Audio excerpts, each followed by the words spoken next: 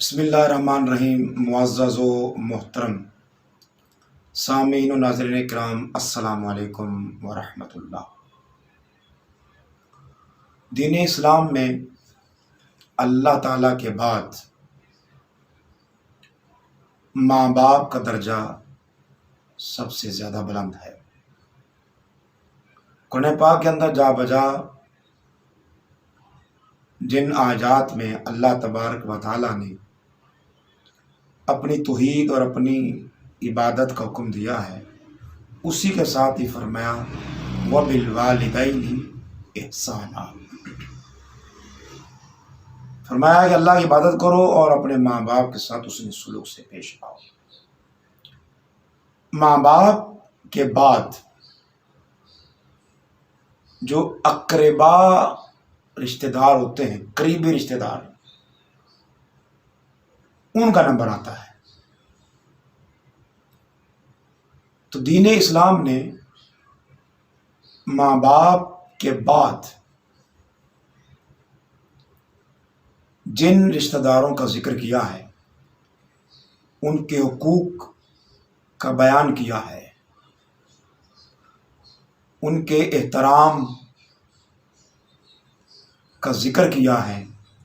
آج کے لیکچر میں انشاءاللہ اس کا بیان ہوگا۔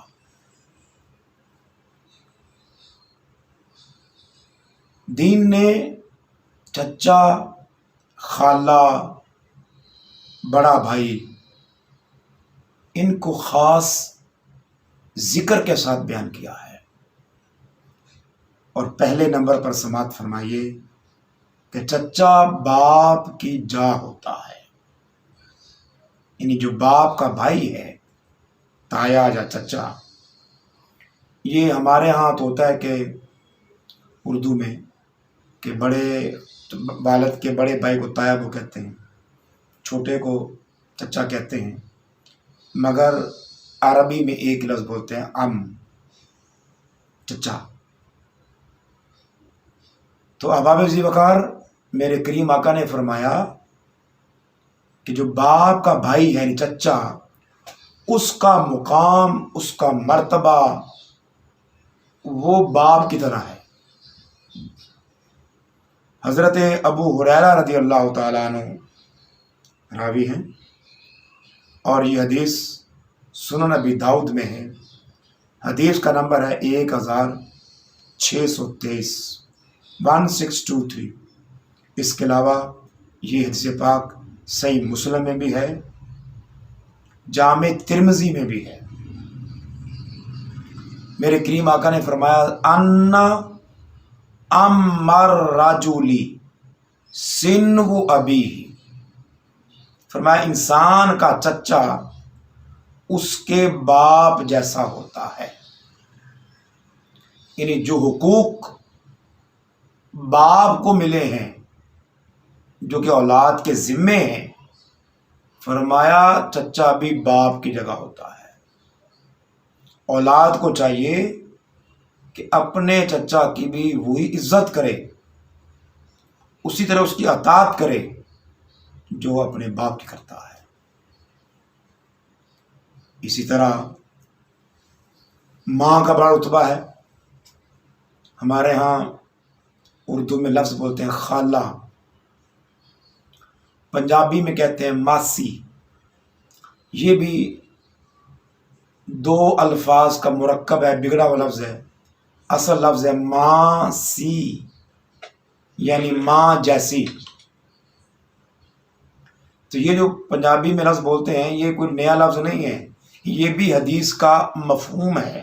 جو میرے کریم یہ لفظ بنا نا ماں سی، یعنی ماں جیسی، یہ حضور صلی اللہ علیہ وسلم نے اس کو ایکسپلین کیا ہے۔ یہ بھی حدیث سنن ابی داؤد کی ہے، حدیث کا نمبر ہے 2280۔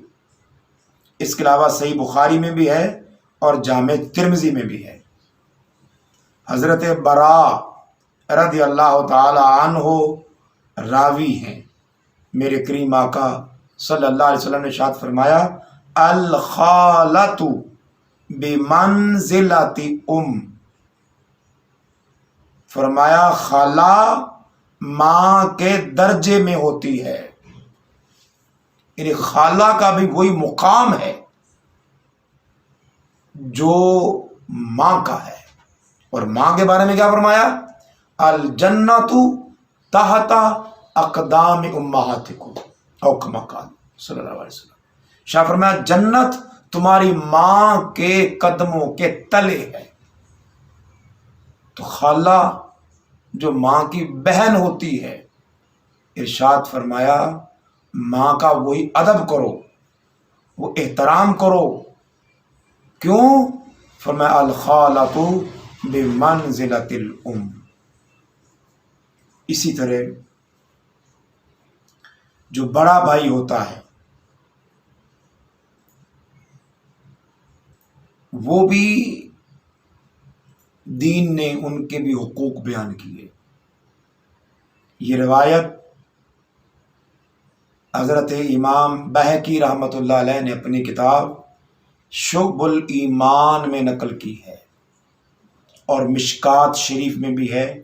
حدیث کا نمبر ہے 4946۔ حضرت سعید بن عاص رضی اللہ تعالی عنہ راوی ہیں، رسول اللہ صلی اللہ علیہ وسلم نے ارشاد فرمایا حق کبیر الاخوۃ علی صغیرہم حق الوالد علی والدہ او کما قال۔ ارشاد فرمایا بڑے بھائی کا اپنے چھوٹے بھائیوں پر ایسے حق ہے جیسے والد کا اپنی اولاد پر حق ہے۔ کتنی خوبصورت باتیں، یہ رشتوں کا تقدس بیان کیا میرے آقا نے۔ یہ اقربا ہوتے ہیں، یہ قریبی رشتہ دار ہوتے ہیں۔ فرمایا کہ بڑا بھائی جو ہوتا ہے اس کا چھوٹے بھائیوں پر ایسے حق ہے، وہ چھوٹے بھائی پر فرض ہے کہ وہ اپنے بڑے بھائی کا احترام کرے، اس کی اطاعت کرے، اس کا ادب کرے، جس طرح اپنے والد کا کرتا ہے۔